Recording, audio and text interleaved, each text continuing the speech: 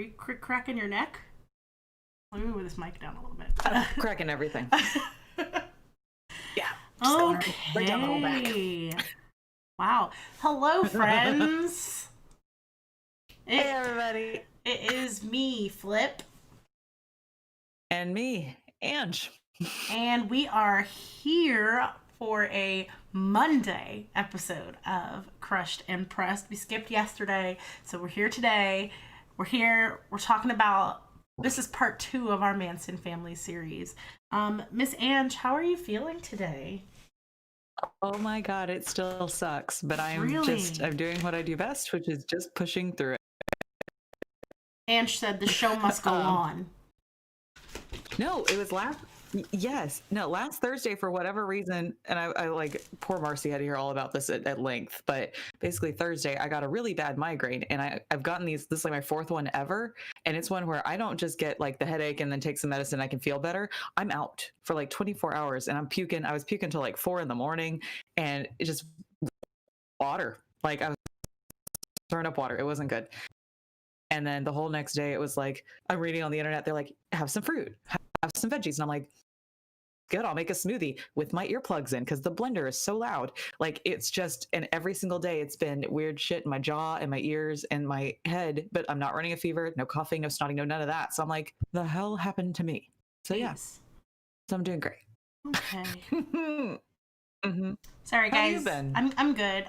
I was apologizing to our audience because we are a little glitchy right now. It's just, it takes a second to catch up because of the new graphics. So, sorry, guys. We'll catch up. We'll get there. I'm good. Yeah. I'm tired. Today was a long day. I had to transport one of my kiddos to Clay County, so it's been a long day. Yeah. That's a big drive. Yeah. And that's emotionally exhausting. Mm-hmm. That's not like an easy, you're just driving a little dog somewhere. You're driving a human being. Right.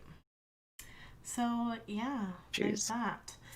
If you guys haven't noticed or don't know, we are also streaming this live on Twitch and we're on Facebook right now. On Twitch and Facebook Live and YouTube Live. So you can find us on any of those 3 sources right now. Isn't that crazy? Here I am thinking it's just us and our Facebook friends. No, No, the world can see us. The world can see us. Goodness. Good. Yeah, so, yeah. Good. Long day. As I start the episode, crack in my neck. Yeah. That's okay. They'll know that we're just quirky. Yes. I'm really trying to like wait for it to like stop glitching out because it just keeps glitching. I know. Well, I was gonna say, you sound fine. Yeah, I'm watching you though, and you're like, you're on all of them right now. Yeah, I know. I know that, Joey. Shut up. I was gonna say, and bless him, Joey, I'm only drinking water to work through this. Come on, don't make it hard. I have some, what is this? Technical support? Oh yeah, I have tech support right now coming in. You wanna figure out what the heck is going on? I know what's going on. Joey done broked it. Jesus Christ. My jaws all open. Business. Oh no, do we freeze with those faces? Yeah.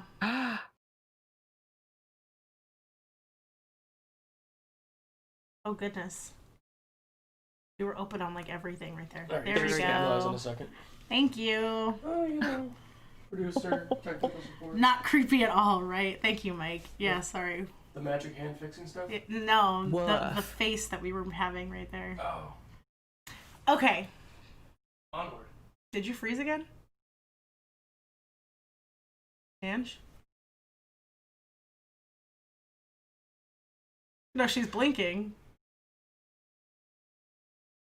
Is it the wine from the wine cooler? Yes, it is the wine from the wine cooler, guys. If you're talking, I can't hear you. Oh no! And I'm looking at you on the screen at my phone, and I can see that you're talking. Yeah, I am talking. And I can't hear you. Ange can't hear me. Hold on a second. I mean, you can continue. I'm assuming that they can hear me, just Ange can't hear me. Yeah, Can you guys hear it's me? Ange's headphones. Now I We can can. hear you. That's so weird. We can. But now I can't.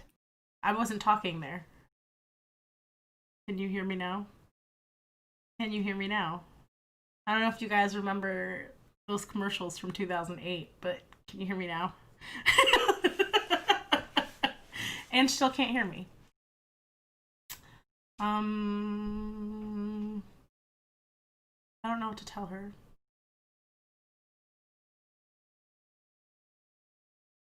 Okay, you guys, hold on. We have to put up hold screen, so we'll be right back. I don't know why Ange is just staring at me like that. Give us, just like 2 minutes so we can put up a hold hear screen. you. Oh my goodness, what is happening? I can hear you now. Okay. I can see you now. Oh my god. Ange Look, was going on through my it end- tonight, you guys. On my end, this whole time, Flip has been like, and just paused with this Weird. face. And I'm like, is she saying anything? And I'm looking at my phone going, she is saying things. I bet they can hear me. I can't hear shit. Good. It's the Charles Manson comedy show part 2. Exactly, for real, honestly. Oh my god. No, that's terrible. Okay, so what were you saying about a wine cooler? Because is that wine from the wine cooler? Yes, this is wine from the wine cooler. We turned a water cooler, a crystal water cooler, into a wine cooler. We filled it Oh up my with God. 5 gallons of wine. Oh my god. In case you guys didn't know, 6 boxes of wine equates to 5 gallons of wine. It Lord. also equates to 24 bottles, which is 96 glasses. So many. That's so many. Oh And my god, that's a wedding's worth of wine. It keeps your white wine nice and chilled. Fantastic, you guys. Have you seen, it's the ones, it's like a thermos for your wine. It's got a straw and it's shaped like a wine bottle. Okay. Yeah. That keeps popping up in my feed. Like, you should like this. I'm like, I do. Thank you, The Mike. idea of I that. appreciate you. I also want one of the purses that has the wine belly in it, so I can just take my wine Right. with me, because nothing says Yeah. I have a problem like having a purse that can carry wine. No. Ugh. I have a problem. Let me tell you real quick. So Thursday's pod, you and John, thank you, John. I caught the last, I don't know, half hour between puking when I was laying in bed, and I was like, I just want to hear what's going on so I can make sure that, I know where they end, like it's going to matter, like I'm going to remember 2 hours later in this drugged out headache haze. Y'all have the most delightful voices. Oh, thank It made you. me feel a lot better until I got up and puked again. Yeah. But yeah, I was following along great. You guys did great. Thank you so much. Listen, we're here for each other. Like, here's all my sources. Good luck. Because this monster, let me tell you, that's not a story you want to hear while puking. Just about his No. upbringing. His upbringing was And- rough. That was bad. Rough, was bad. rough. Ugh. Oh, okay. So, Yeah. today we're going to be covering the crimes, the trial, and the aftermath of the Manson family. I'm going to take on all the crimes. And just going to take on the trials and the aftermath. And then if we have any time later on after we discuss that, we can maybe dabble into, where everybody is at now. Besides dead, 'Cause a because lot of two them are of them still are around. Two of them are dead. Yeah, But, so I'm just gonna, jump right into it. Sorry, my watch is apparently trying to play music right now. I'm just gonna jump right on in. Please.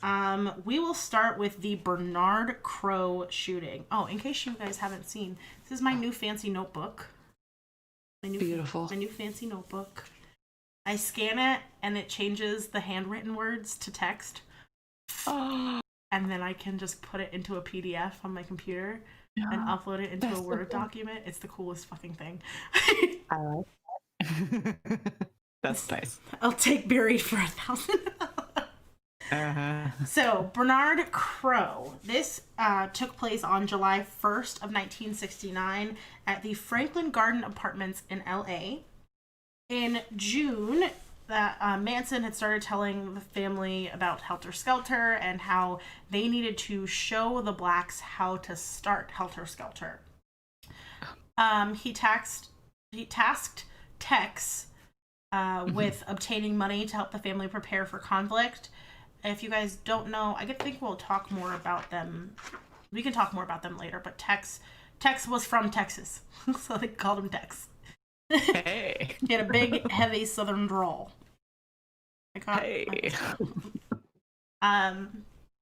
So Tex defrauded a black drug dealer named Bernard Lots-a-Papa Crowe. Oh, heavens.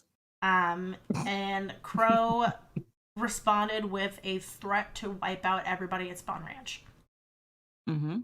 Manson and the family countered his threats by shooting him at Manson's Hollywood apartment.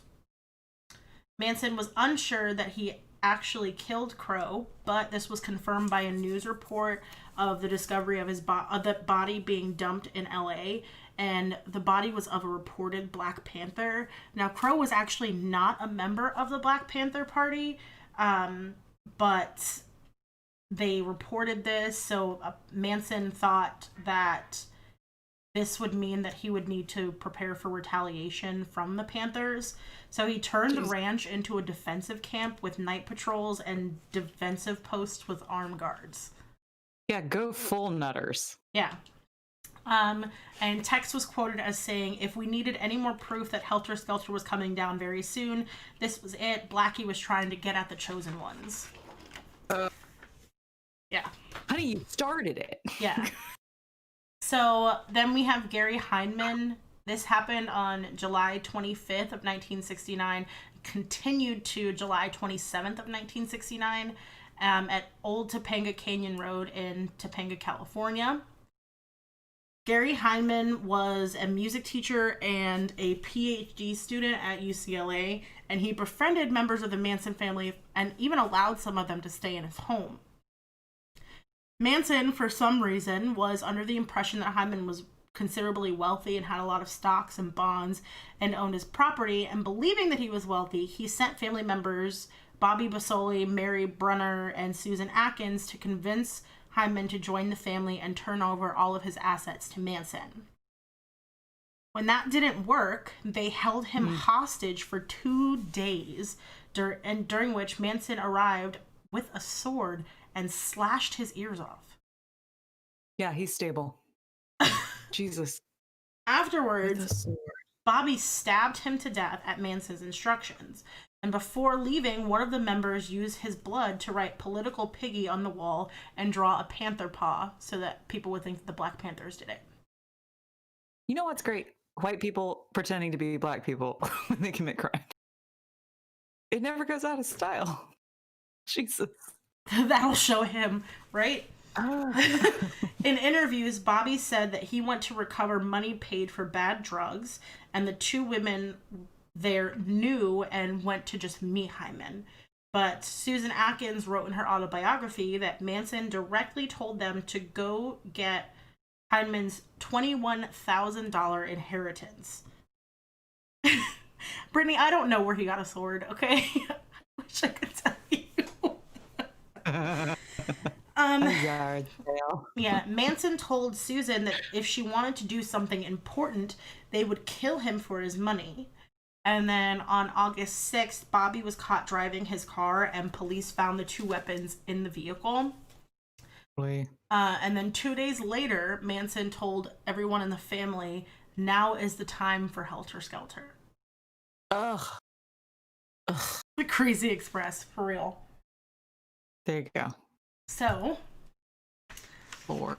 now we move on to the Tate murders.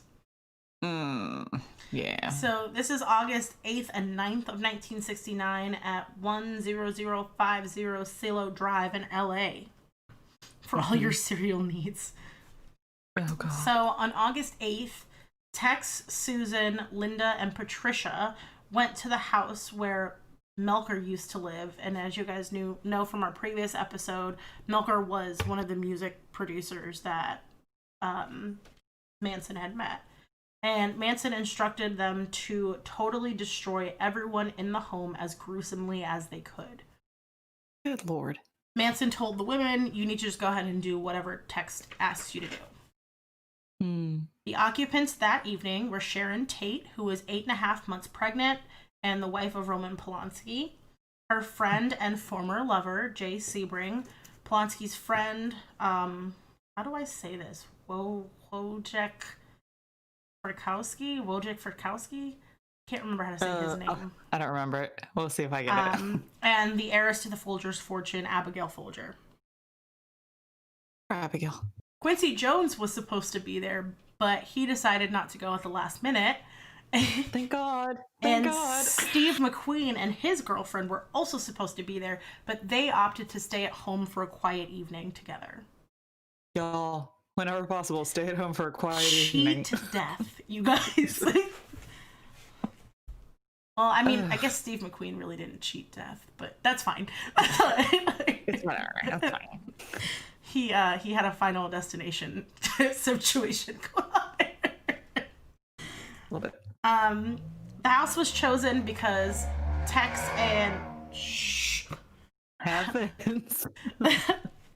Wait, the producer Quincy Jones. Yes, the producer Quincy Jones was supposed to be there, but he decided not to go at the last minute. They're all friends. Yep. Back in the day, everybody was friends. They still are. Like, people are still like that, but yeah. So they chose right. What the fuck? No Quincy Jones, no Fresh Prince. Can't have that. Can't have that. Good Lord. The house was chosen because Tex and Manson had both been there in the past, and Tex was extremely familiar with the layout of the home. So they start going, and they arrive just past midnight on August 9th. Tex climbs a telephone pole to be able to cut the telephone lines, and then they back the car to the bottom of the hill and walk up to the house. They climbed into a brushy embankment because they thought that the gate would have like cameras or like somebody would be alerted if the gate was opened. So they climbed the embankment to the right of the gate and entered the grounds. This is gonna get bad. Yeah. When headlights began to approach, Tex ordered the women to lay in the grass, and Stephen Parent, who was visiting William Garrison in the guest house, arrived.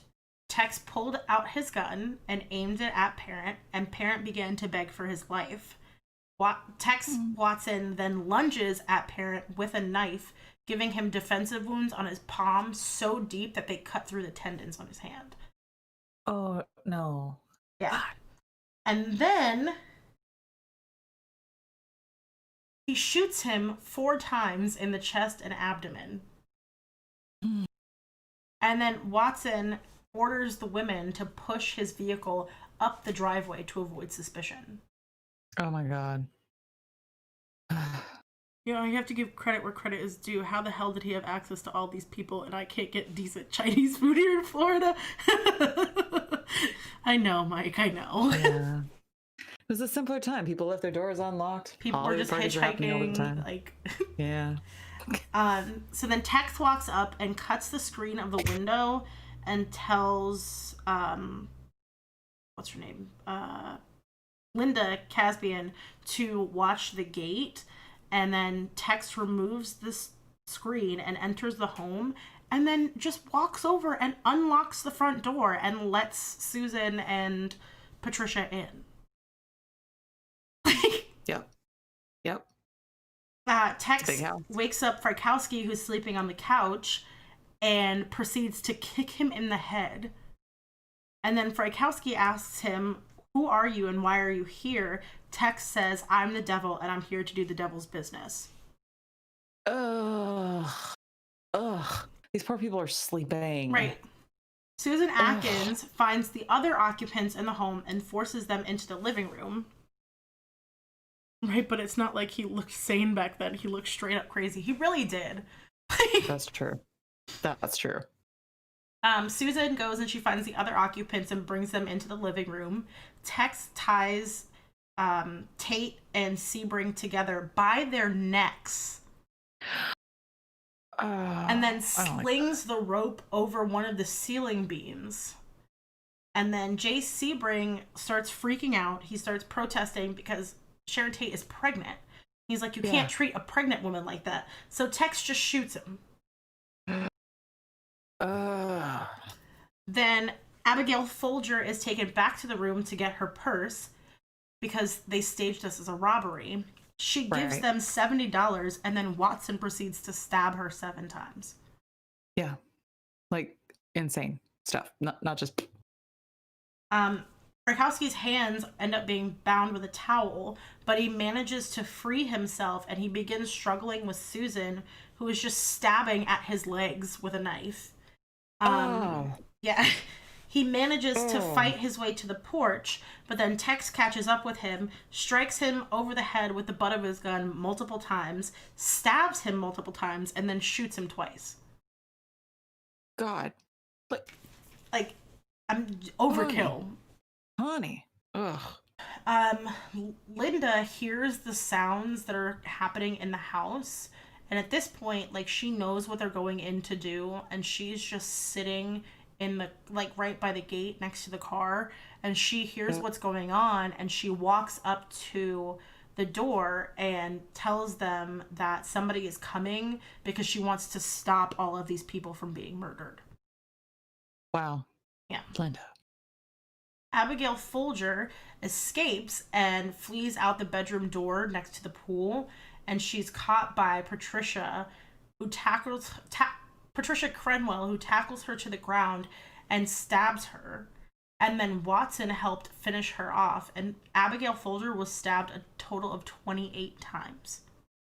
Oh, honey. Frykowski wakes up miraculously, and he struggles to kind of like crawl across the front lawn, but Tex catches up with him and murders him with more stabbing. Frykowski suffers 51 stab wounds. That's too much. He was struck 13 times in the head with the butt of the gun as well. And Tex hit him so hard so many times that it bent the barrel of the gun and broke off a side of the gun grip. Good Lord, that's too much. That's nuts. In the house, Sharon Tate pleads to be allowed to live long enough just to give birth, and she even offers herself as a hostage in an attempt to save her baby. And both Tex and Atkins end up stabbing her 16 more times. That's so sad. And then Manson, of course, told the women to leave a sign, something witchy. So Atkins wrote pig on the floor in Tate's blood. And with Tate, I don't know if you're going to cover this, but Patricia and Susan, in their testimony at the trial, they both say that they have zero remorse. Mm-hmm. And Patricia actually says flat out, like, I felt nothing doing that. I don't feel sorry for her. And I told her multiple times that I didn't feel sorry for her. Well, when you're that brainwashed, I mean, it's just, Mike says overkill, and then he says, wait, too soon. So, then we have the LaBianca murders. Those take place on August 10th of 1969 at 3301 Waverly Drive in LA. And this, again, involves Patricia Crenwell, Manson, Tex, Susan Atkins. This one is where Clem comes in, and Leslie Van Houten and, what's her name? Linda is there as well. Mm-hmm. So Manson takes all of these people for a drive after the Tate murders, and he tells them how displeased he is with their panic and the fact that the victims were able to like try to like run around and like escape. He says that it took them way too long to do any of this, and that he was going to take them to show them how to do it. He considered a large number of murders and attempted to break into one house, to commit a murder, and then he tells Linda Casvian to drive to 3301 Waverly Drive. Mm-hmm. So this is the home of Leno and Rosemary LaBianca. The home was located in Los Feliz area of LA, next to a house where Manson and the family had attended a party the previous year. So Atkins and Kasabian state that Manson disappeared up the driveway and returned to say that he tied up the occupants, and then he sends up Tex and Patricia. Tex says that Manson went up alone and then took him and Patricia up to show them a sleeping man in the windows, and then Tex and Patricia went in the back door with Manson. Manson wakes up Leno from the couch with a gun and had Tex bind his hands with a leather thong. Don't ask me where they got a leather thong from, but they had a leather thong. Underwear? Yes. Thong. Okay. Underwear. Don't ask me where they got a leather thong from. I don't particularly want to know. I think that'd be really uncomfortable. Just my So thoughts. Rosemary was brought into the living room, and Tex covered hers and Leno's heads with Mike said it's fancy. Like uncomfortable. Fancy. Yeah, so Watson covers their heads with pillowcases, and then he ties the pillowcases into place with the power cords from lamps in the living room. Oh, no.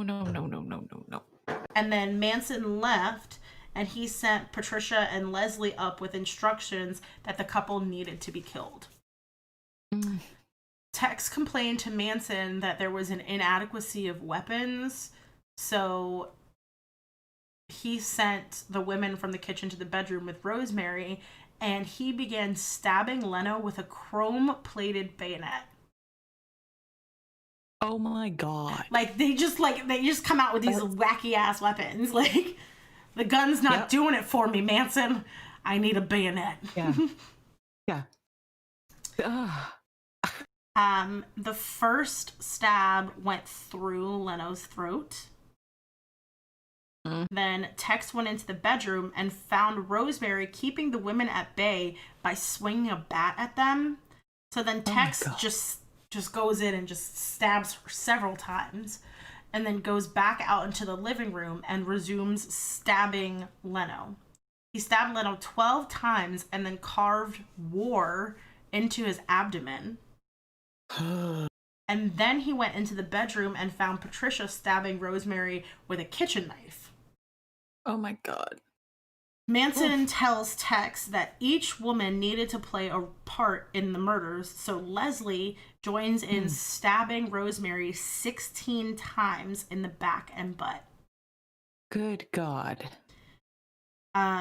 Leslie states that Rosemary was already dead by the time she started stabbing her, and evidence shows that many of the 41 stab wounds that were found on Rosemary were inflicted post-mortem. No. Oh, that's fucked up. She was already dead. Yeah, there's no point in this. So Watson cleans off the bayonet and then showers, while Patricia writes "rise" and "death to pigs" on the wall, and "helter skelter," which she spelled incorrectly, but we won't go there. She wrote that on the fridge. Everything she wrote was in their blood. She then goes into the living room and stabs Leno 14 more times with a carving fork, which she left in his stomach, and then she takes a steak knife and stabs it and leaves it in his throat.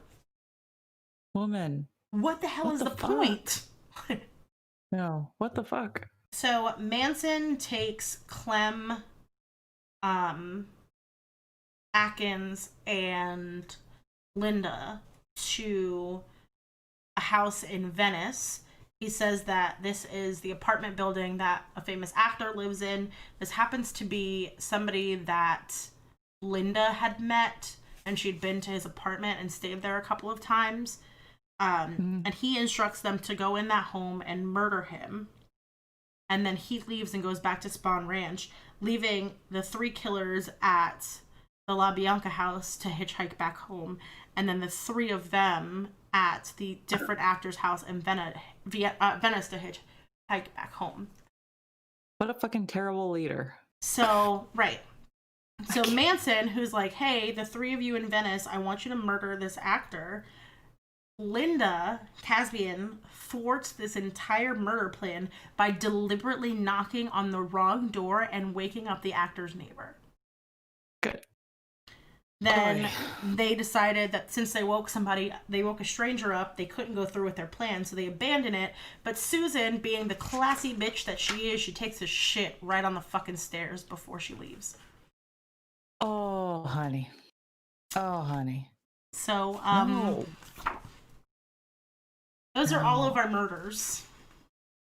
We will not talk about the attempted assassination of Gerald Ford. I got some casual shit that I'm gonna throw right. Oh my god. That happened afterwards. And I will say that a lot of the other members, like Clem ends up getting arrested later on because of a different murder, totally unrelated to this situation. Yeah. No. The way that these people get caught, there's just some just talky shit that I'm like, you people are the worst at what you do. Like, period. You were never meant to do this. You're not smart enough to do this, and your leader sucks. He did. Let's see. He's old school. Okay. Let's see. So I've got. Are we ready to go on with my stuff? Yeah, let's freaking do it. Y'all, on September 1st, 1969, hey, a 10-year-old boy in Sherman Oaks discovers a .22 caliber Longhorn revolver under a bush near his home. His parents notified LAPD, who picked up the gun, but they failed to make any connection between it and the Tate murders. And then in October, because all these happened in August, in October, Inyo County officers raided Barker Ranch in a remote area south of the Death Valley National Monument. 24 members of the Manson family were arrested on charges of arson and grand theft. The cult leader Charles Manson, dressed entirely in buckskins, and Susan Atkins were among those arrested. Sorry. This classy asshole. Let's see.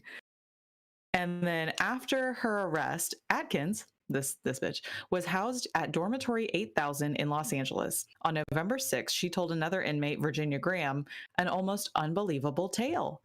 There's a mosquito. Did I get it? It's been biting me this whole time. Oh my goodness. If it gets right in my face again, I'm going to try again. So Atkins tells Virginia this almost unbelievable tale. She told of a, quote, beautiful cat named Charles Manson. She told of murder, of finding Sharon Tate in bed with her bikini bra and underpants, of her victim's futile cries for help, of tasting Tate's blood. And Atkins expressed no remorse at all over these killings. She even told Graham a list of celebrities that she and other family members had planned to kill in the future, including Elizabeth Taylor, Richard Burton, Tom Jones, Steve McQueen, and Frank Sinatra. Tom Jones? Like, what's New Pussycat? Tom Jones? I'm gonna guess yes. Well, what the hell would you do that for? I know. What the hell is the purpose in that? I know. Well, that's me. I'm like, what did Frank Sinatra and Elizabeth Taylor do to you? I mean, Frank Sinatra and Elizabeth Taylor, I could see they were really wealthy, so maybe you could steal some good shit from them. But Tom Jones? Tom Jones. All right. So, through an inmate friend of Graham, so the Graham is the one that was Virginia Graham is the one receiving the story. Her friend Ronnie Howard got word of Atkins' amazing story to the LAPD. So, at the same time, detectives on the La Bianca case interviewed Al Springer, a member of the Straight Satan Bikers group. Great. All right. That Manson had tried to recruit them into the family. Yeah, that's the one they tried to recruit because he said that his big dick made the ladies happy. That's right. Jesus. Word had leaked to the police that the Straight Satans might have some knowledge about who was responsible for another recent murder with several similarities to the La Bianca killings. So Springer told detectives that Manson had bragged to him in August, when this happened, at Spawn Ranch, after offering him, this is so gross, after offering him his pick from among the 18 or so naked girls scattered around the ranch, about knocking off 5 people. So he's just hey, bud, you want to pick one of these girls? You know, we knocked off 5 people. Like, what the fuck? Why are you all just casually talking about your shit that you Because haven't they been caught enjoyed for? that shit. Yeah. And they didn't get caught yet. So they're whatever. So when Springer told detectives that Manson had said the Tate killers, quote, wrote something on the refrigerator in blood, something about pigs, the detectives knew that he may be onto something. Like, because there are that, you know, That shit happened. similar. That happened. Still, it did strike them as odd that anyone would confess to several murders to someone they barely knew. No shit. And then it took another member of the Straight Satans, Danny DiCarlo, to move that focus of the investigation straight on to Charles Manson. DiCarlo told police that he heard a Manson family member brag, quote, "We got 5 piggies," and that Manson asked him what to use, quote, "to decompose a body." Well, what the hell did they need to decompose them for? They were just leaving them there. I'm thinking future plans. Oh, so like they he was were asking him. they were gonna decompose Elizabeth Taylor and Tom Jones. Right? Oh, honey. I'm glad they didn't. On November 18th, 1969, so now we're in November, the district attorney and his staff selected Vincent Bugliosi to be chief prosecutor in the Tate LaBianca cases. And this choice was no doubt influenced by his impressive record of winning 103 convictions in 104 felony trials. Holy shit, dog. He only lost one. The day after getting the Tate LaBianca assignment, Bugliosi joined in a search of the Spawn movie ranch, where police gathered 22 caliber bullets and shell casings from a canyon used by family members for target practice. And the next day, the search party moved on to isolated Barker Ranch, the most recent home of the family on the edge of Death Valley. And in that small house on Barker Ranch, Bugliosi saw a small cabinet under the sink where Manson was found hiding during the October raid. Bitch was hiding. He was a small on an man, abandoned so. bus. Said he was a very small man, so. Well, Jesus looking creep. And at this point, when this intake, he does not have the swastika yet. No, he does not. So, Somebody clear asked that up that. for everybody. I think somebody asked that, and no, he did not have the swastika at this point. Not yet. It gets weirder as it goes on. Let's see. So on an abandoned bus in a gully, investigators discovered magazines from World War II, all containing articles about Hitler. So wait, how many ranches did they have? 2, right? 2. Because it was Barker and Spawn. It was 2 ranches and 1 apartment. There you go. And all these fucking gross ass non-bathing family members. Mm-hmm. And then they would just stay at random like celebrities' houses that they would just meet. With like the mamas and papas and the Beach Boys and shit. It's so upsetting. I know, like my artists. So based on Ronnie Howard's account of Susan Atkinson's jailhouse confession, so this is the friend of the friend that he went to the LAPD. LAPD eventually identified the 5 persons who participated in the actual Tate and LaBianca murders because Susan Atkins can't keep her goddamn mouth shut. Like, woman. So the suspects consisted of 4 women, all in their early 20s, and 1 man in his mid-20s. So Susan Atkins, Patricia Crenwell, Leslie Van Houten, Lisa Caspian? I think it's Linda. Linda. I know she Caspian? changed her name, but... It is Linda. Casabian? I think it's And Caspian. Charles Tex Watson. Yeah. Charles. He's just Tex. He's just Tex. Atkins remained in custody at dormitory 8000, of course, and Van Houten was picked up for questioning in California. Watson was arrested by a local sheriff in Texas. Patricia Crenwell was apprehended in Mobile, Alabama. Casabian voluntarily surrendered to a local police in Concord, New Hampshire. Thank you, Linda.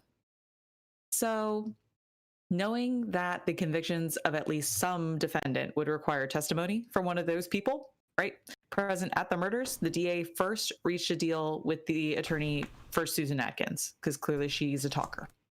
A promise not to seek the death penalty in return for testimony before the grand jury, plus consideration for further reduction in her charges for continued cooperation. I hate this shit because I'm like, here's the thing. I do want them to tell the truth. Yes, I want that all out there. But I hate that means we have to take away ultimate punishment for some really bad people that absolutely deserve it. Well, anyway, so all of this, she appeared before the grand jury on December 5th. So this really, in my head, this went pretty damn quick because those murders were in August. By December 5th, we are at trial. It really only went that quickly because Susan didn't know how to shut her mouth and because Linda was so willing to cooperate. Oh, yeah. Hi, I'm here. Let me tell you what happened because I tried to stop this. Mm-hmm. Like, so,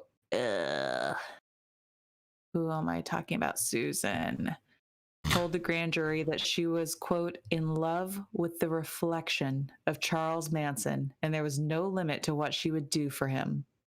Ugh. In an emotionless voice, she described the horrific events in the early morning hours of August 9th at the Tate residence. She told of Tate pleading for her life, saying, please let me go. All I want to do is have my baby. And she described the actual murders, told of returning to the car and stopping along a side street to wash off bloody clothes with a garden hose, and of Manson's reaction upon their return to Spawn Ranch. Atkins said that on returning to Spawn Ranch, she, quote, felt dead, and added, I feel dead now. After 20 minutes of deliberations, the grand jury returned murder indictments against Manson, Watson, Crenwell, Atkins, Caspian, and Van Houten, of course. So when efforts to extradite Tex, they became bogged down with like local Texas politics.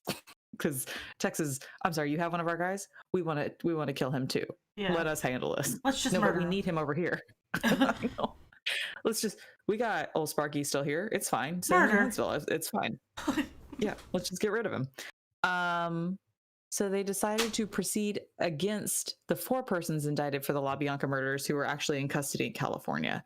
Then jury selection began June of the next year in the 8th floor courtroom of Judge Charles Older in the Hall of Justice in Los Angeles. Manson's request to ask potential jurors, oh God, he asked, this idiot.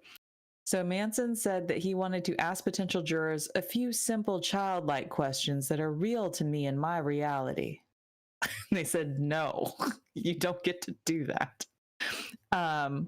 During the rest of the stuff, let's see. Manson fixed his penetrating stare for hours, first on the judge and then one day on the prosecutor. After getting Manson's stare treatment, the prosecutor, Bugliosi, took advantage of a recess to slide his chair next to Manson and ask, what are you trembling about, Charlie? Are you afraid of me? And Manson replied, Bugliosi, you think I'm bad, and I'm not. He's fucking nuts. He truly was a nutcase. Like, yeah.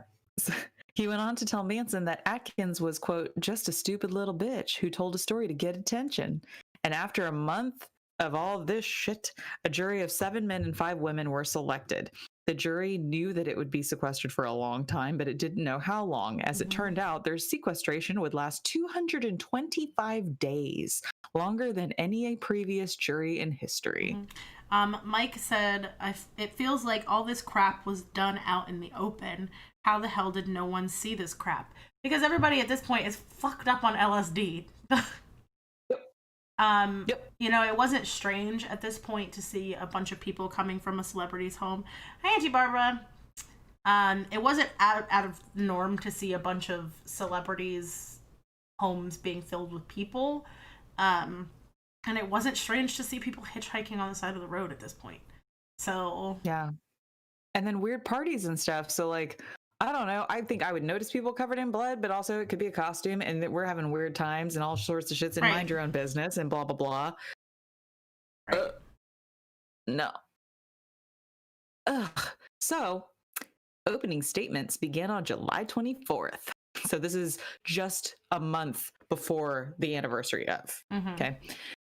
Manson entered the courtroom sporting a freshly cut, bloody X on his forehead, signifying, he said in a statement, that, quote, I have X'd myself from your world. Yep. I can't with this guy. I can't. I got it. Ew. Took this whole episode, but I got that mosquito. Okay.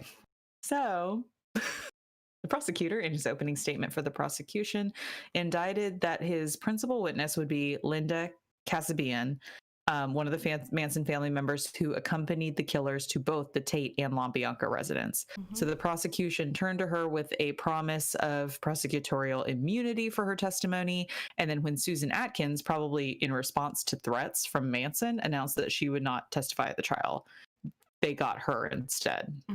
So Bugliosi promised the jury that the evidence would show Manson had a motive for murders and that he was perhaps even more bizarre than the murders themselves.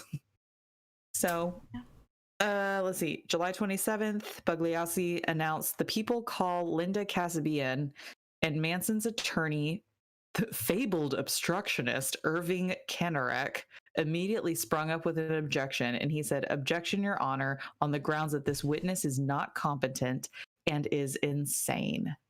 So they called him to the bench and they said shit was outrageous and all this other shit. Judge Older denied the objection and Kasabian was sworn in as a witness. So she would remain on the stand for an astounding 18 days. Yeah. Ugh. 18 days, and she didn't break. She didn't break at all. She didn't cry. She didn't freak out. 18 days, perfectly composed. That's too much. That's too much, including 7 days of cross-examination. Yep. 7 days. 2 hours, I'd be like, oh, I'm done here. Yeah, they cross-examined me for 45 minutes when I went to trial the other day, and I was like, ugh, are we done? Like, stop asking me questions. Yeah, I told you what you need to know. Can you leave me alone, please? 7 days. So this article that I found, it's on famoustrials.com/Manson. If you want to read all of the, they've got all sorts of dialogue from this. But basically, she told the jury that no family member ever refused any order from Charles Manson. And quote, "We always wanted to do anything and everything for him." And after describing what she saw at the Tate murders, she was asked by Bugliosi about the return to Spawn Ranch, and they go through all this dialogue. Was anything weird? Where was anyone there other than Charlie? Not that I know of. Where was Charlie when you arrived? He was at the same spot he was when we first drove in, blah, blah, blah. And just, she's real, flip side, just very, this is what's going on. No breaking, no nothing. She did also offer her account of the night of the LaBianca murders, and she testified that she did not want to go. She didn't want to go, but went anyway, quote, "because Charlie asked me and I was afraid to say no." And then she proved to be a very credible witness, despite the best efforts during cross-examination to make her break and look like a spaced out hippie. She didn't.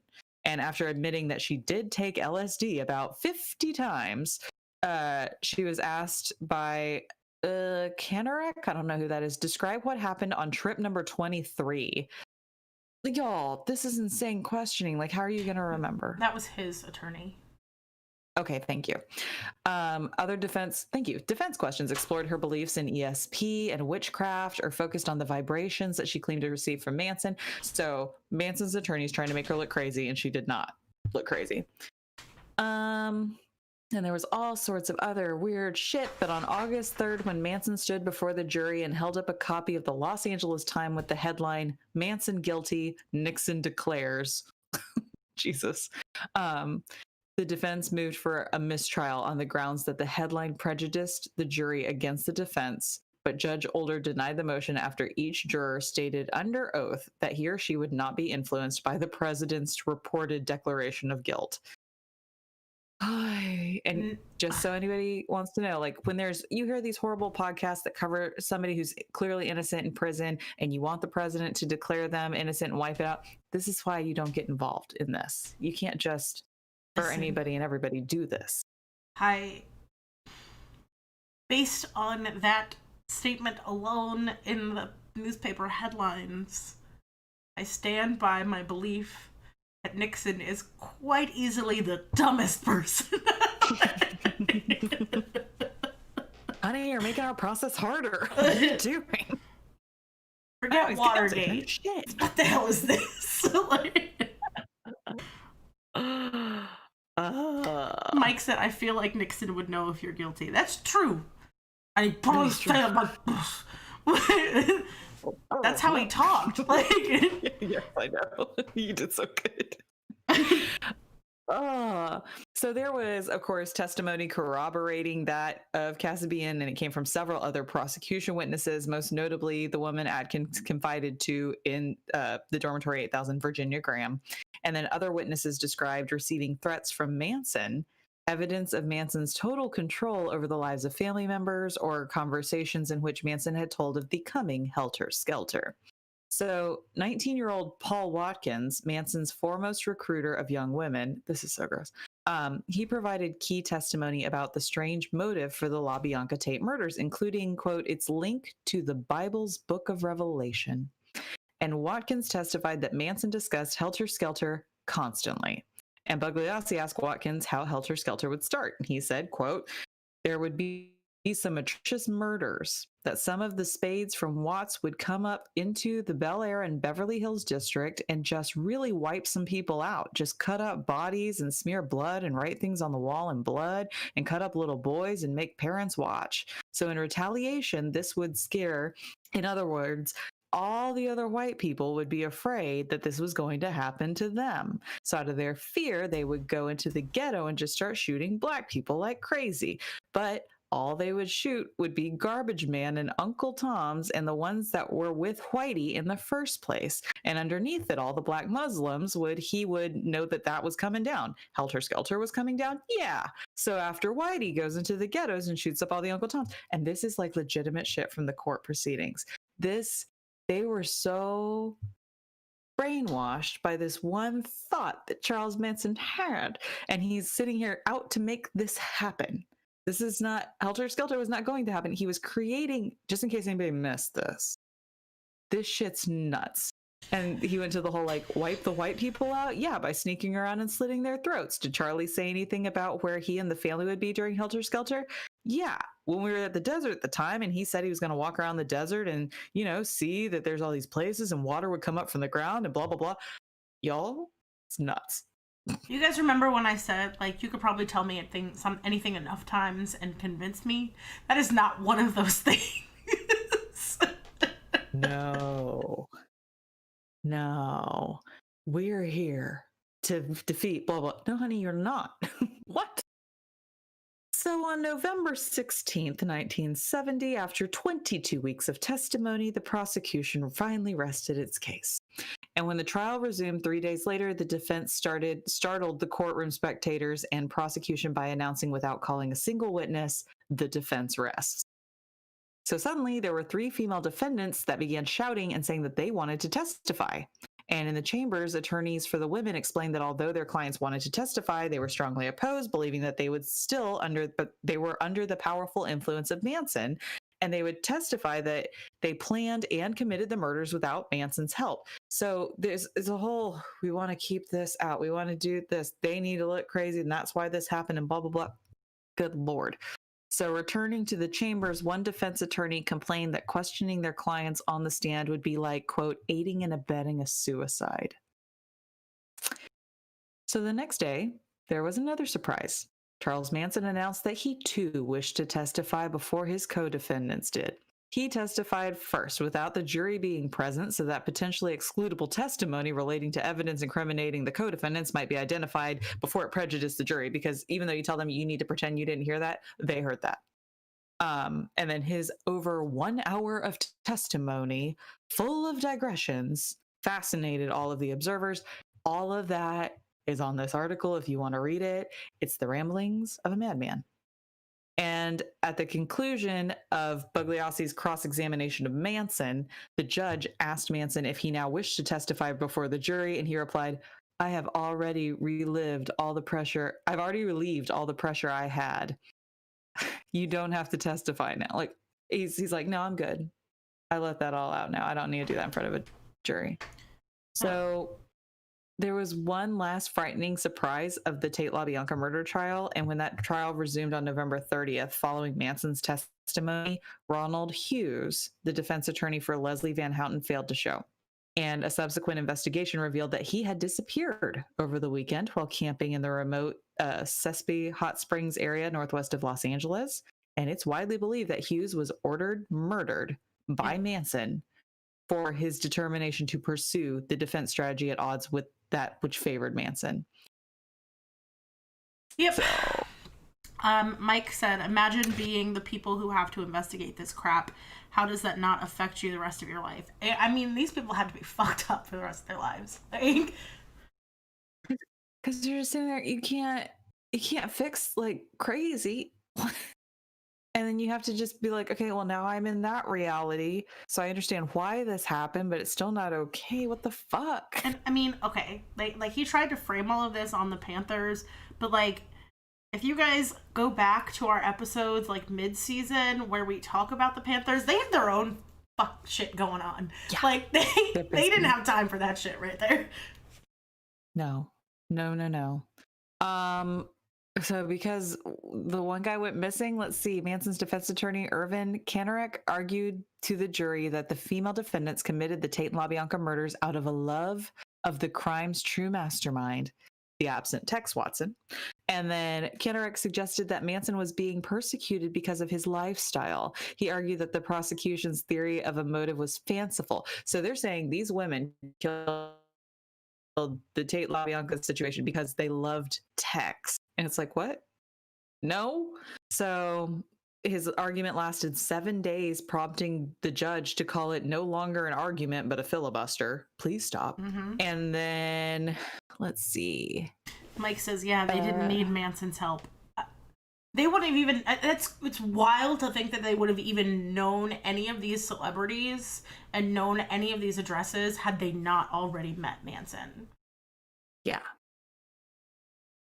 And these people are so fucked up on LSD that I doubt they remembered any address at all ever. Yeah.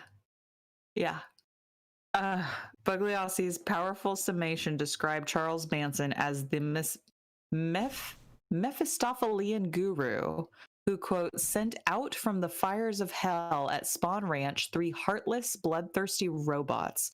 And unfortunately for him, one human being, the little hippie girl Linda Kasabian. Bugliossi ended his summation with a, quote, roll call of the dead. Ladies and gentlemen of the jury, Sharon Tate, Abigail Folger, Wojtek Frykowski, Jay Sebring, Stephen Parent, Lena LaBianca, Rosemary LaBianca are not here with us in this courtroom, but from their graves they cry out for justice.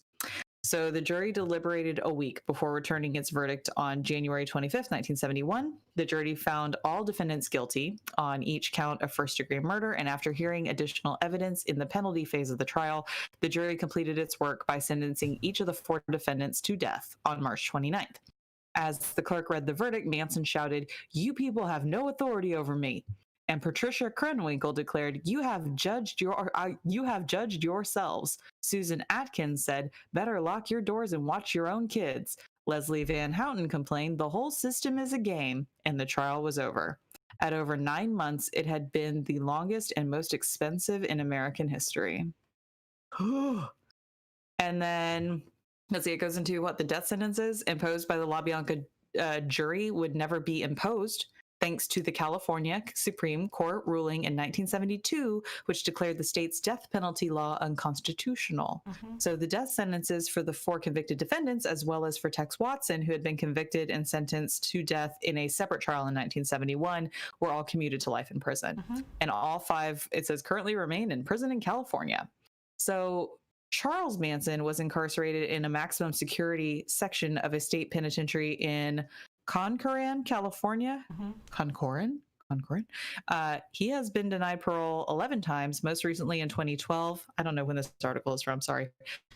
It's all good. I'll get into he has that assaulted prisons. Okay, yeah.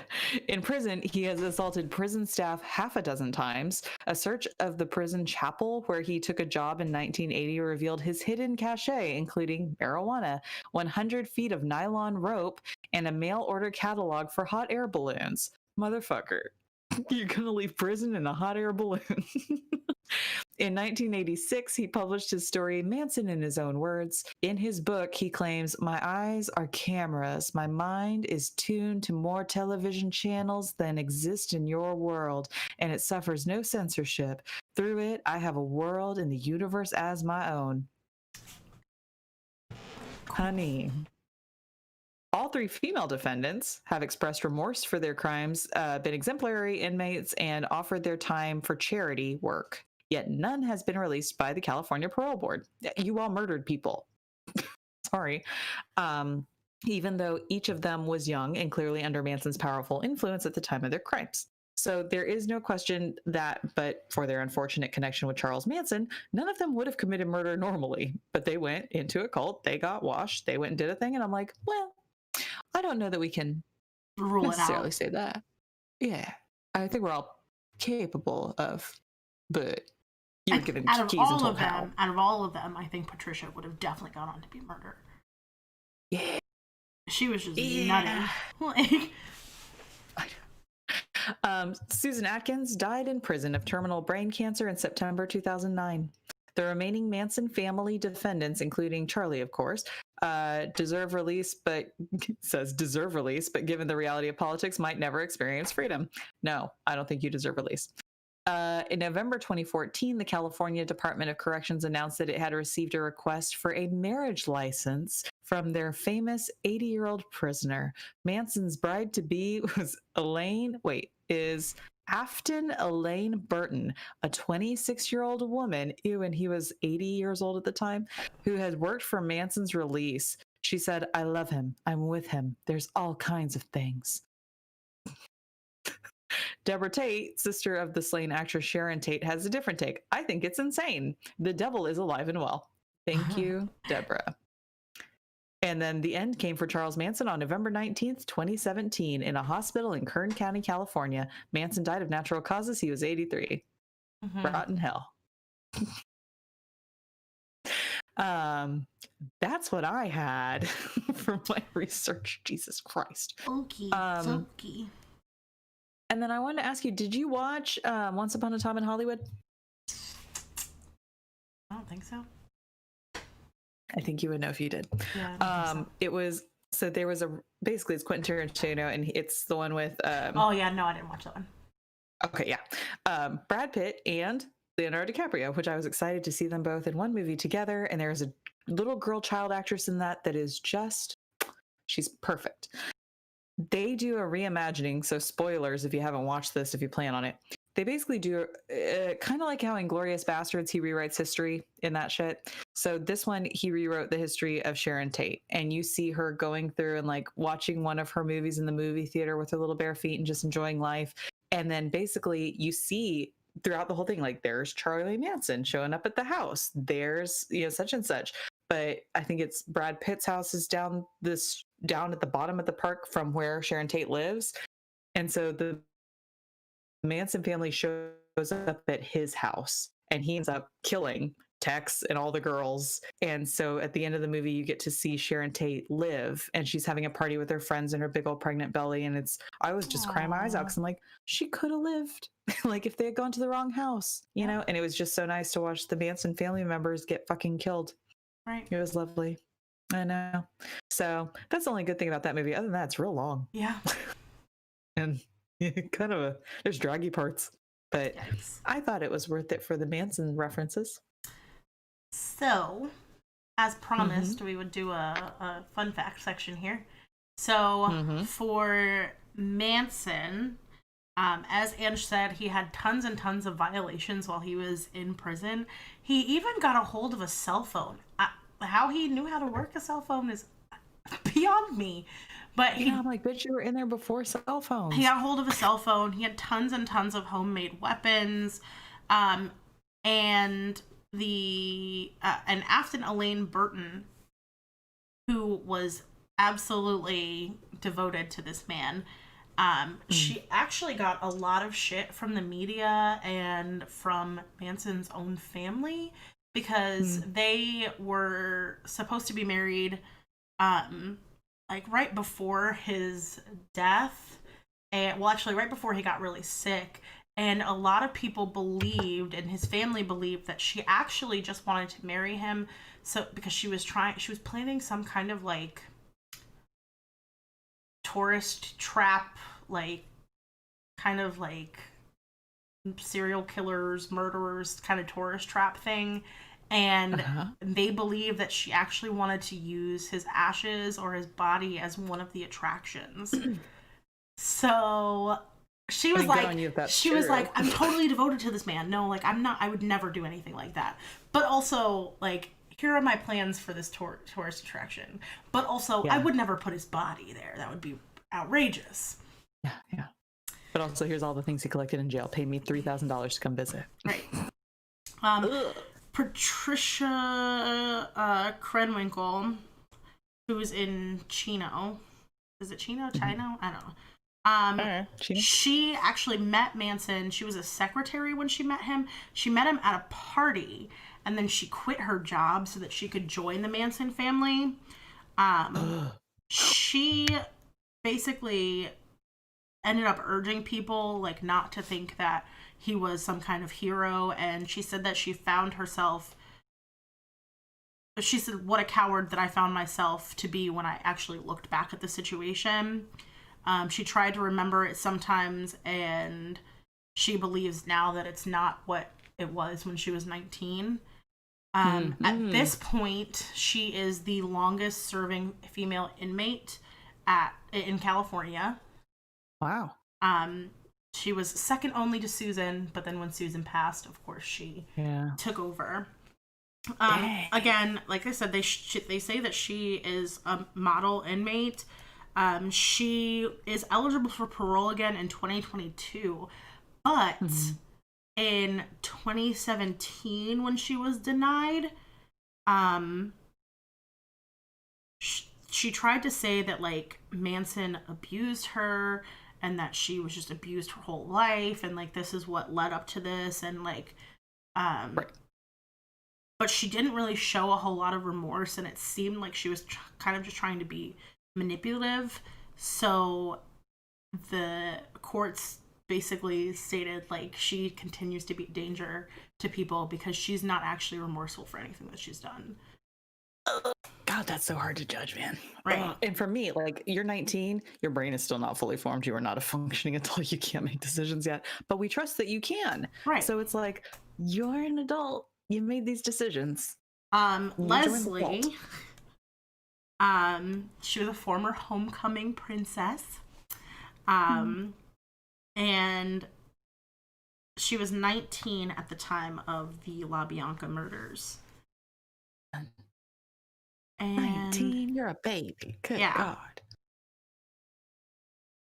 Like, and she ends up going to trial for this just a few months after she is released on bail following a hung jury verdict for another case that she was involved in.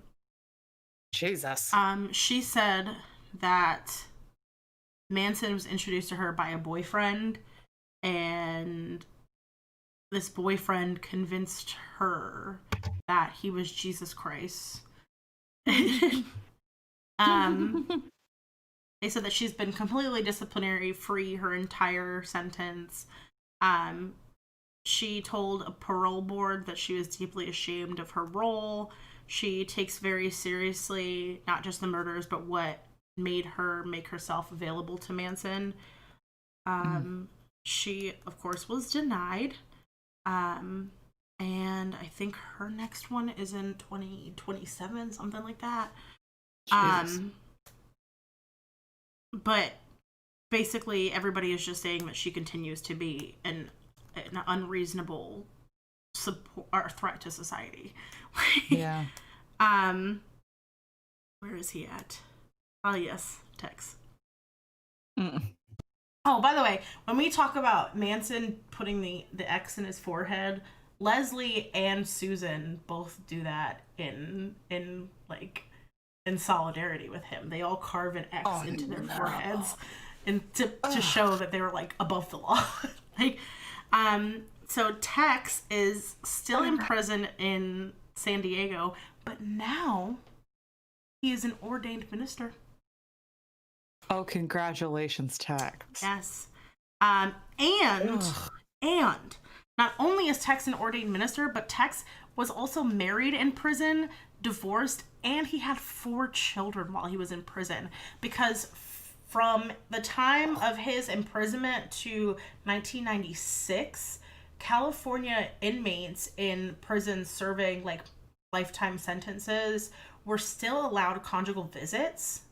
it wasn't until 96 when Sharon Tate's family was basically like, how the fuck is it okay that this man is allowed to marry and father children and we've lost out on family members of our own? Thank you.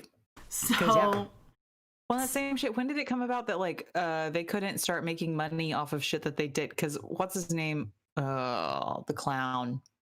Why can't I remember his name? He did artwork and sold it. Gacy? And Gacy, thanks. Like he did artwork and sold it from prison. And then I was gonna say Manson wrote a book and sold it. Like there's some law now like that they can't make money, right? Am I dreaming? Is that a fever dream? Okay. Mike says, who the F just decides to hook up with this dude and follow him? Meanwhile, my 8-year-old won't follow anything I say unless it's not good. you know. Well, and that's the more you learn about cults and the cult mentality and how people get wrapped into it, it doesn't matter how smart you are, how well off you are, how poor you are, nothing. It's just the right thing hits you at the right time and your brain goes, ooh, that sounds good. Yeah, here, take everything. I'm gone. Yeah. And it takes a lot to get people out and to deprogram them. Watson actually has his own website for his ministry. Oh. What is it? Good God. If you guys really want to check this out, I will definitely tell you. It is aboundinglove.org. I found it. Gross. Also drugs, no. yes. Aboundinglove.org.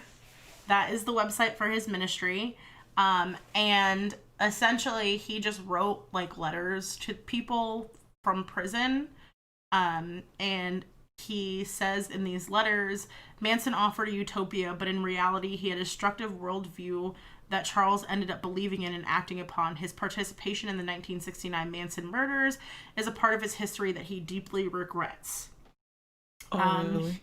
He hasn't had any disciplinary actions against him since 1973. He is housed at the R.J. Donovan Correctional Facility in San Diego, where he walks the track, sharing his faith and relating to many men. He has been denied parole 17 times, and in 2016, the state panel again found him unstable and unsuitable for release.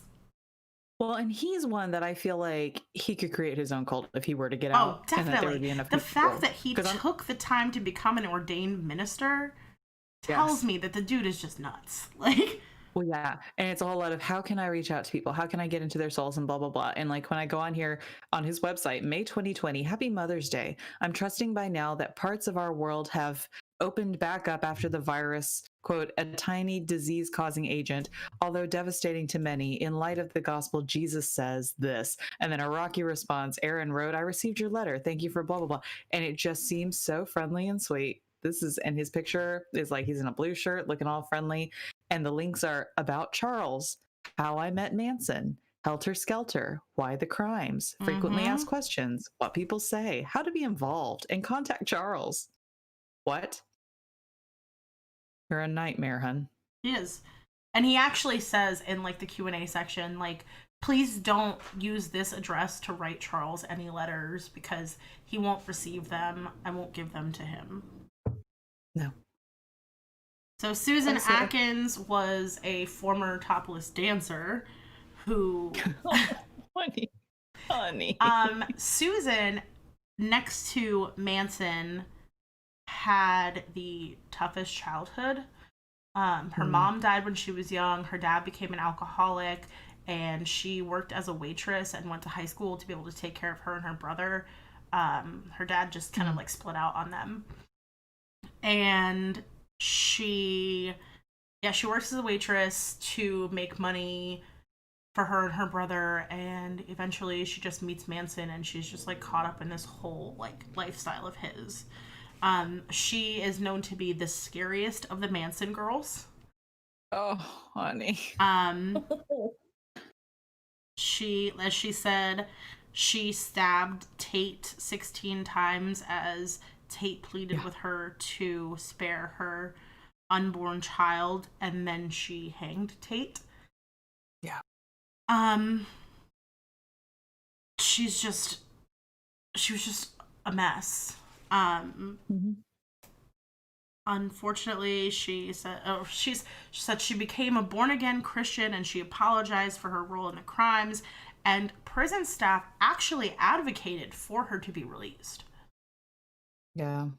But of course, she was denied. She got married twice while she was in prison. While she was in prison, she gave birth to her son, who everybody thought was Manson's, but it was actually another member of the Manson family's, Bruce White. Would you like to know the name of her son? Yes. Charlie? No, her son's name God. is Zadfrak Glutz. That poor baby. Zadfrak Glutz. I don't even know. I don't even know what to say. Zadfrak. What does he go by? Z? No, because she was imprisoned, he went up for adoption and his name was changed, and she's never had any contact with him ever. Thank you. You guys, his name is Billy. It's just a normal name now. Jesus. Roman Polanski continues to be Roman Mike Polanski. Bob for short. Just Bob. Bob for short. Roman Polanski continues to be Roman Polanski.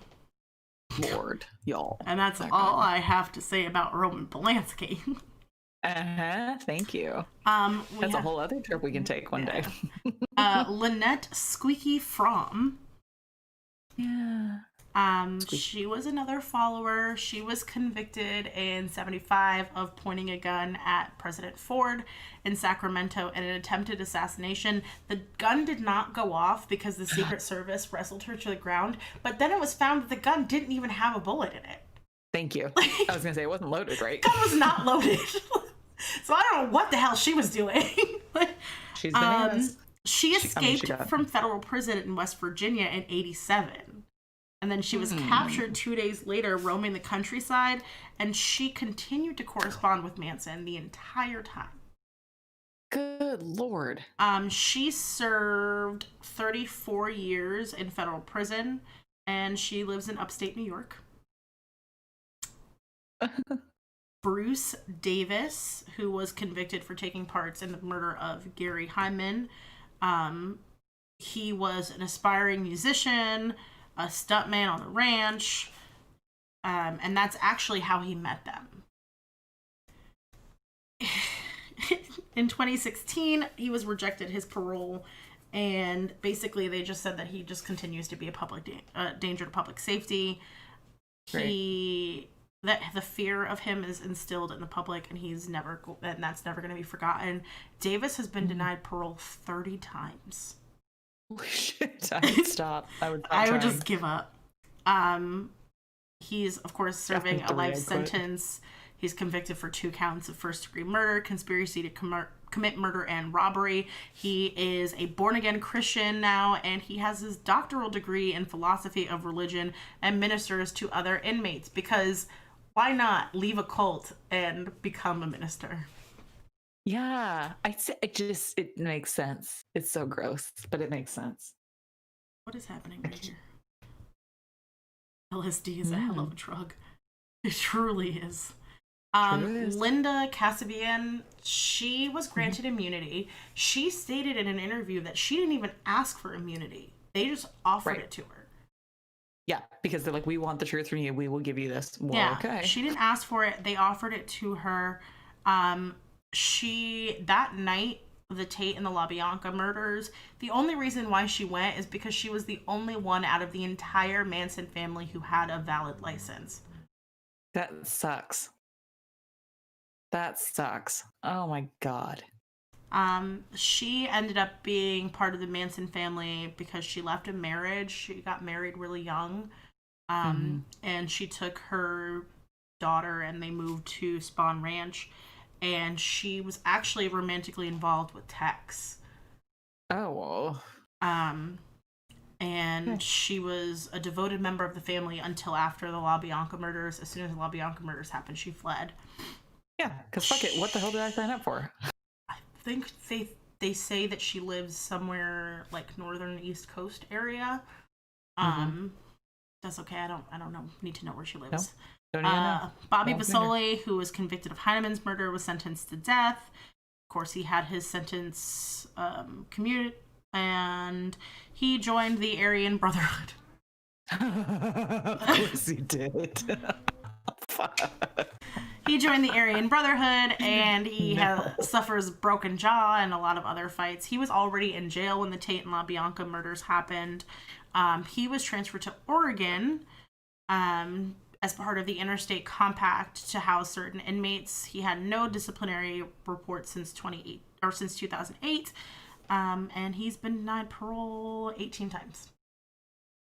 Because why not, Bobby? Why not? Yeah. Who's the other one that I wanted? Oh, yes. Brittany says, makes sense. Yeah. Like, what do you got going on? We joined the Aryan Brotherhood. You know what? Maybe I'll just become a minister. You know what? I just like the fact that, like, half of them are like, I'll become a minister. And he's like, fuck that, Aryan Brotherhood. Yeah, Mike says, because what else do you do after following Manson? I mean, of all the leaders to follow, because at least Jim Jones, you ended up dead. Right. Like, Paul Watkins, who was a high school dropout when he met Manson, he was said to be a very cute young man. And, you know, that's why women were always attracted to him. He even registered for the local high school, so that he could meet more young girls to recruit. that's so gross. Yep. Wow, that's so gross.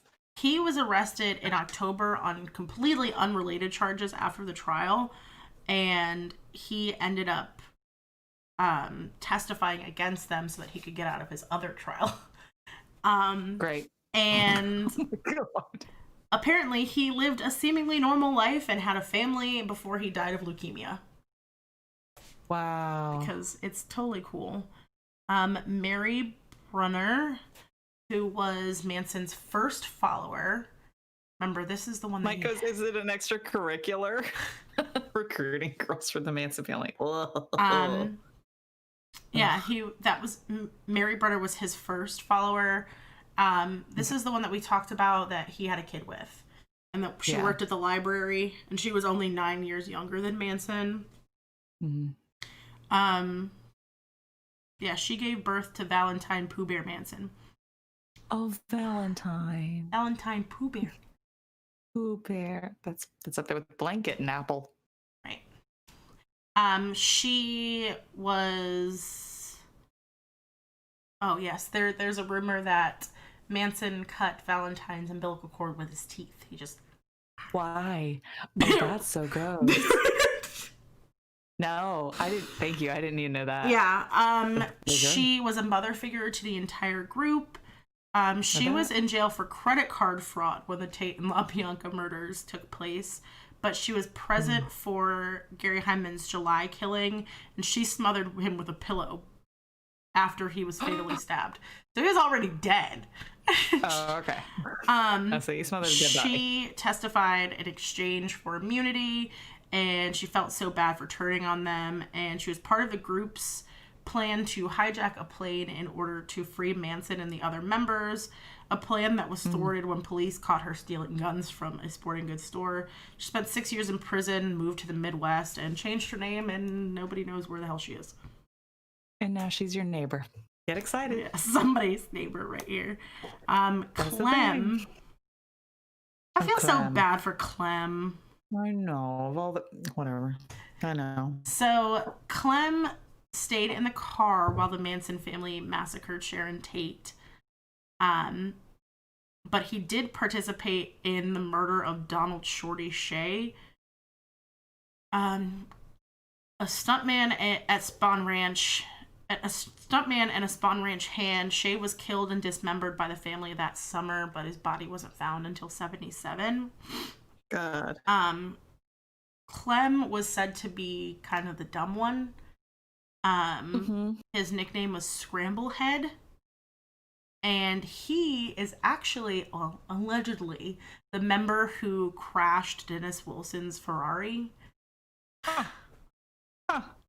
While he was staying with the Beach Boys. He linked up with Manson in '67, right after they moved to Spawn Ranch, making him one of their longest time followers. He was sentenced to death, but his sentence was commuted, and a judge decided that he actually wasn't mentally capable of coordinating any of the crimes. So he was freed in '85 after he helped authorities find Donald Shay's body. Which, I mean, I can appreciate that. Yeah. So I was gonna say, sorry, my feed just went by. Oh well. I think we're still good. My phone's messing up. yeah. I was gonna say, is that all you have for updates on people? Because I have a short list of films. Yeah, that's all I have for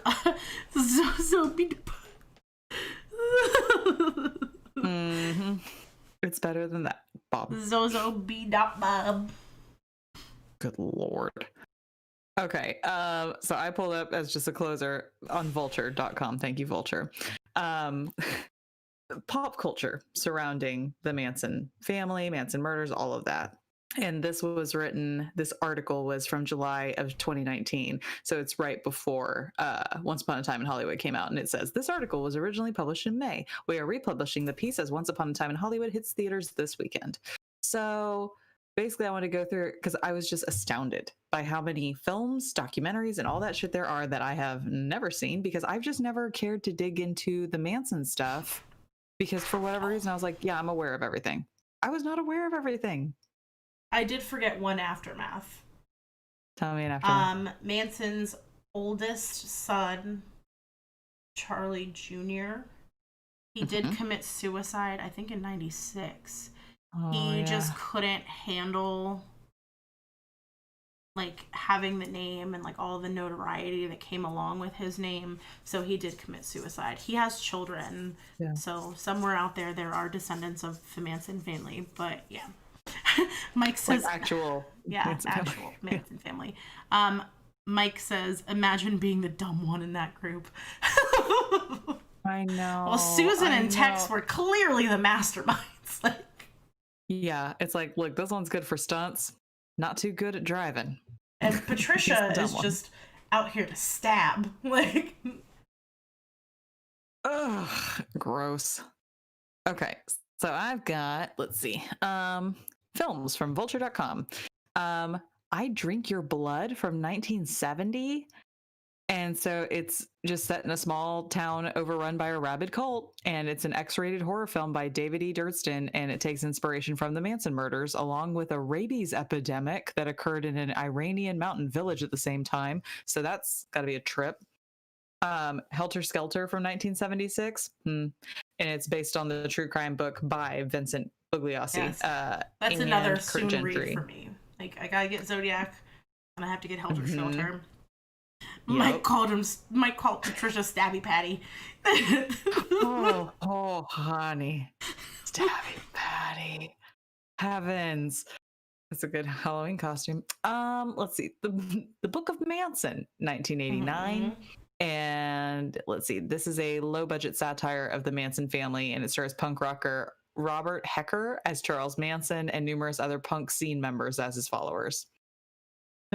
Okay.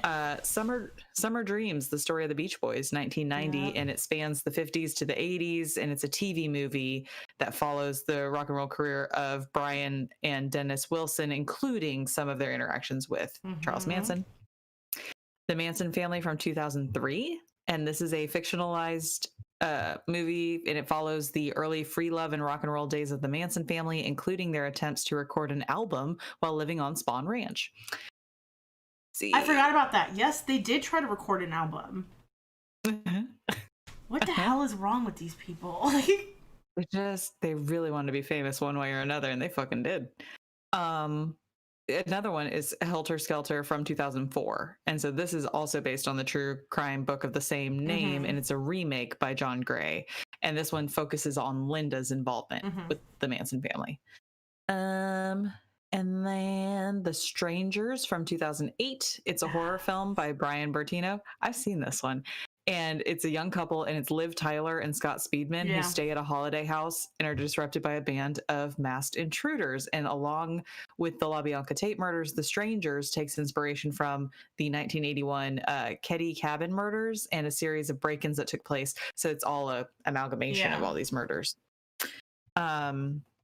Manson, My Name is Evil from 2009, and that revolves around the teenage Leslie Van Houten and Perry, a fictionalized juror who becomes smitten with her during the trial, and that could be a fun. What a thought. And Martha, Marcy, May, Marlene from 2011, and it's got a contemporary setting, and Sean Durkin's debut feature film is more of it's more evocative of like than strictly based on the Manson family. And this is one I've heard good shit about this film because it's real artsy. But let's see, it's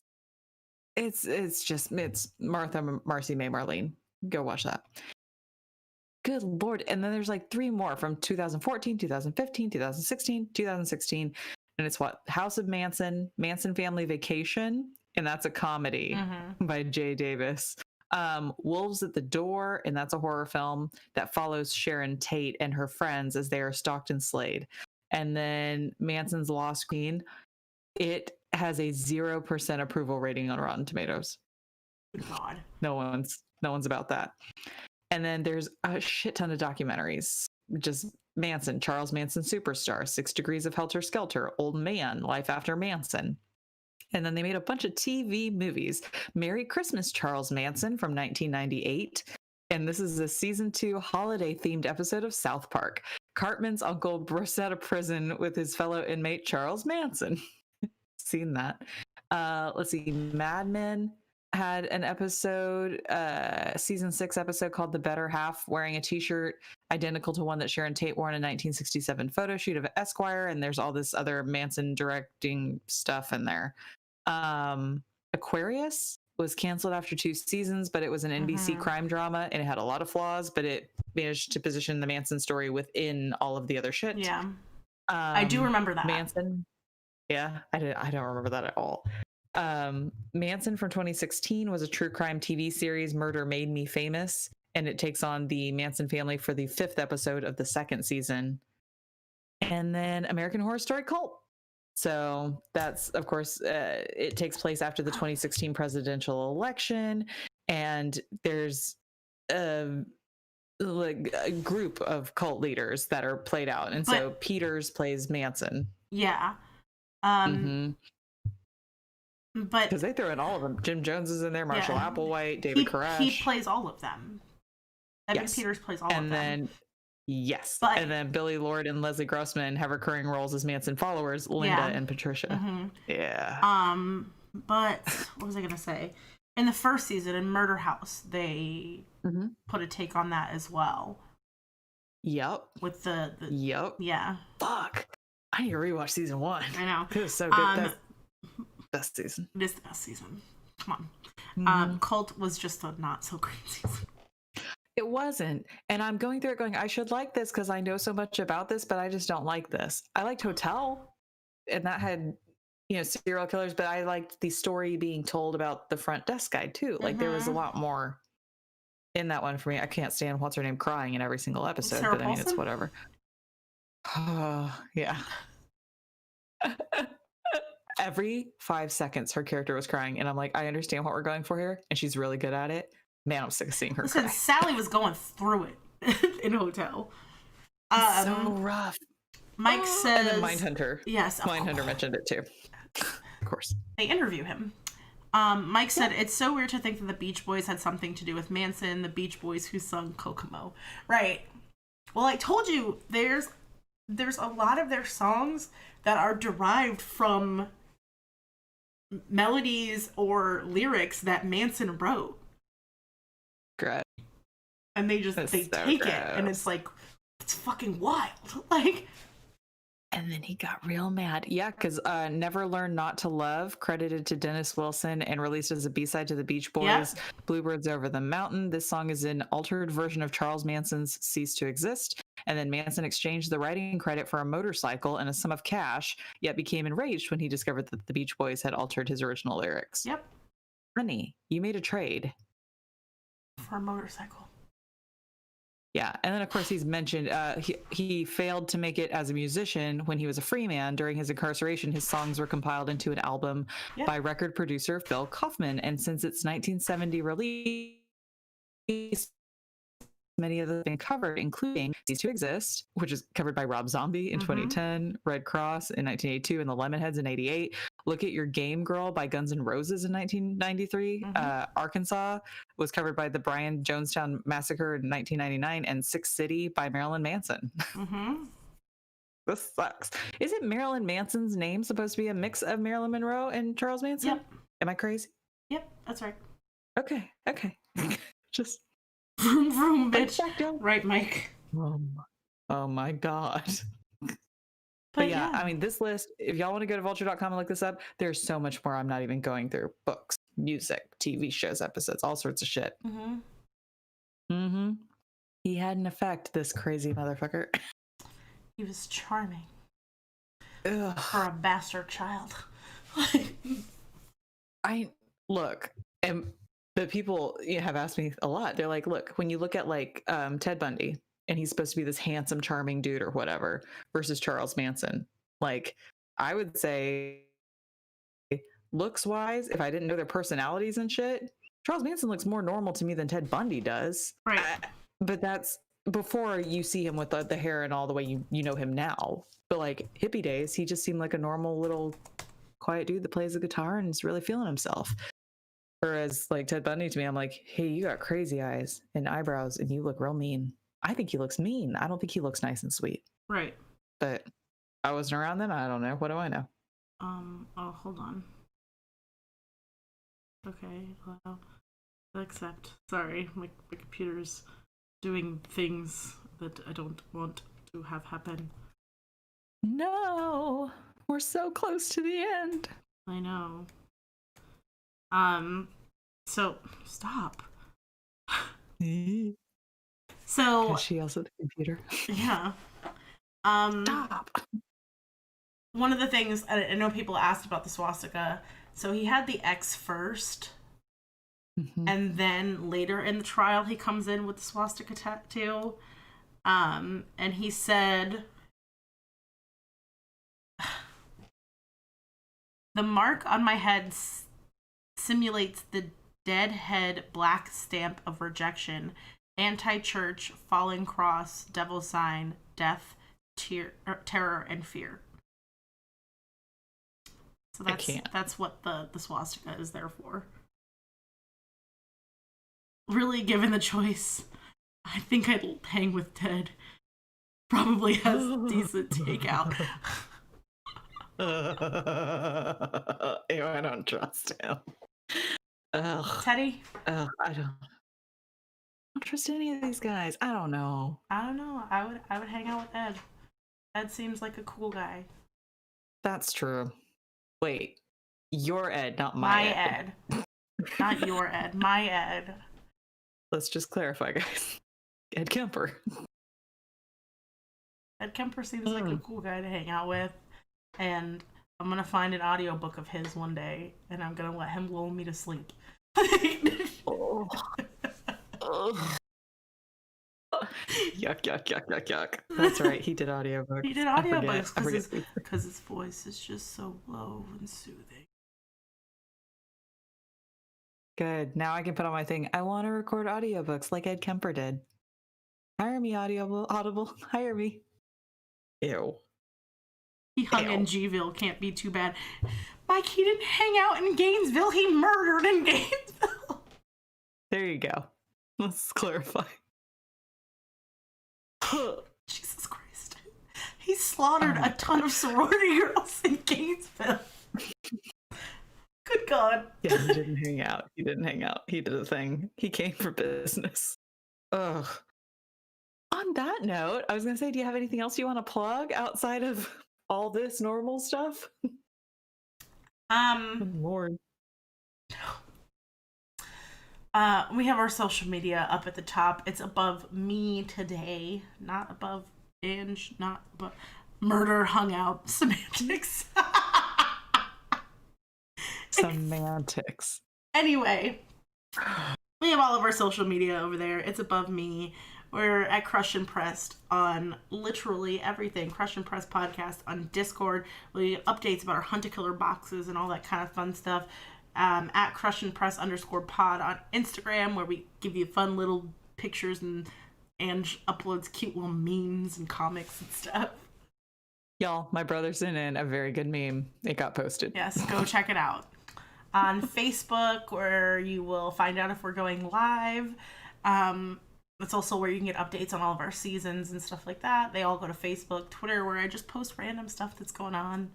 News, stuff like that. Make sure you follow us in all of our pod catchers. Google Podcasts, Apple Podcasts, Spotify, Breaker, Pocket Casts, Radio Public. All of those things that you can go find us on right there. And then be sure to check out our Patreon page where you can leave us tips. Thank you, Mike. Yes, where you can leave us tips, and those tips could also help you score some cool exclusive merch. Oh, Ange, do you have a word for them? I was going to say, speaking of merch, thank you everybody for hanging tight. I have our final word.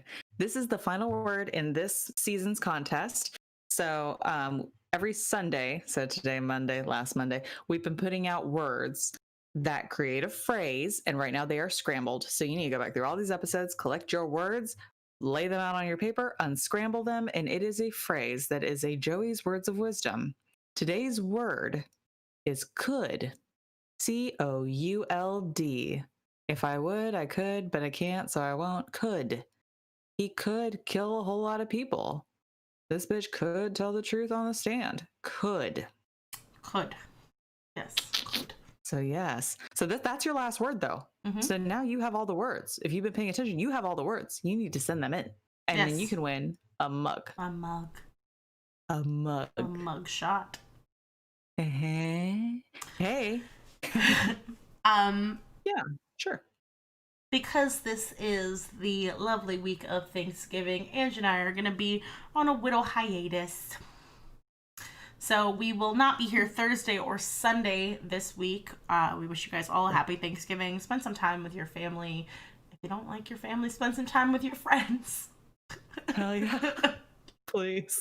If you need something to do, Black Friday, CRT is opening Little Shop of Horrors. Yes. Come see it. If you want to watch it with me, come on the 5th of December, so the second weekend on a Saturday. But because I'm busy this weekend. But yeah, it opens this weekend, and you'll buy your tickets online because there's limited seating. Please. Yes. Go buy see your the show. tickets online, limited seating. It'll be fun. Get to do fun things. So not this Thursday, not on Sunday, but we will be back next week Thursday. That is the 3rd. Oh my god, yes. Shot glasses that look like mug shots. That would be cute. Yes, we can make that happen. Yes, we can make it happen. So yes, December 3rd, we'll be back with our Hunt a Killer box. That will also be our final episode of this season. And our final Hunt a Killer box. Wow. Yeah, oh my god. For this series. Series. That will be our final Hunt a Killer box for this series. We're gonna know who killed that bitch. I'm so excited. Excitement. I have not at all looked through this box, so. Hey y'all, and you got a week and some days to send us all notes, and let's do this. Yes. We can do this. So excited. Yay. We got what, three suspects left?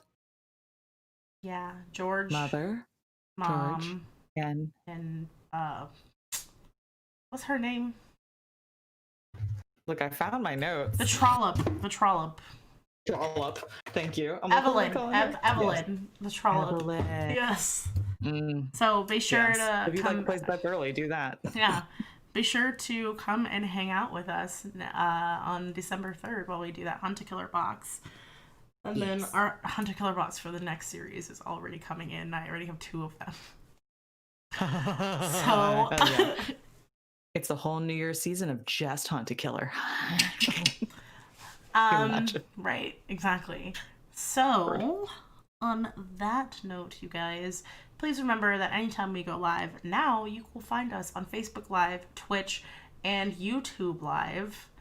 That is some new stuff. So if Facebook Live is just not your thing, that's cool. Head on over to Twitch. We're at Crushed and Pressed Podcast. Head on over to YouTube Live. We are Crushed and Pressed on YouTube as well. Crushed and Pressed Podcast on YouTube as well. You can also find previous episodes there, as well as on our Facebook Live and on our Twitch page. Yep.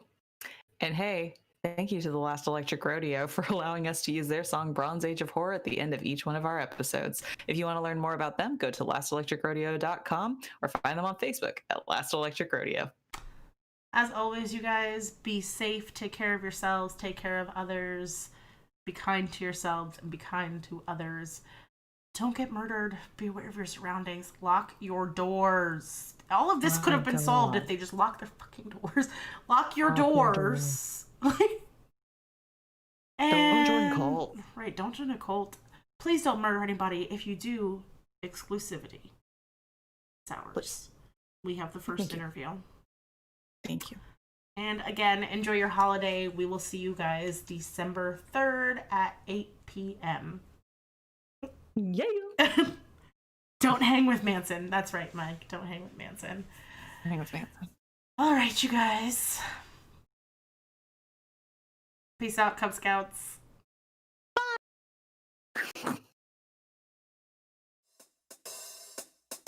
Hey!